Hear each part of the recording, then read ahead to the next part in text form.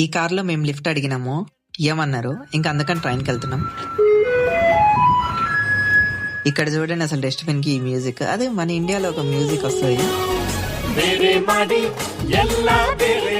ఇంకా మేమైతే షాపింగ్ కి వెళ్తున్నాం. ఏం షాపింగ్ అనుకుంటారు, వెజిటేబుల్ షాపింగ్ కి. మేమైతే ట్రైన్ లో మా కాలేజ్ దగ్గర నుంచి జీషూకి వెళ్తున్నాము. సో అక్కడ వెజిటేబుల్ మార్కెట్, ఎక్కువ వెజిటేబుల్స్ దొరుకుతాయి. సో ఇంకా మేము అందుకని మా ఫ్రెండ్స్ అందరం కలిసి వీకేషన్ కి వెళ్ళేటోళ్ళ లెక్క వెళ్తున్నాము వెజిటేబుల్స్ తీసుకోవడానికి. ఇక్కడైతే చాలా స్ట్రిక్ట్. ఐ మీన్ మన ఇండియాలో లాగా కాదు. ట్రైన్ లో మనం ఎక్కిన చోట దిగిన చోట 2 times స్కాన్ చేయాలి టికెట్ ని.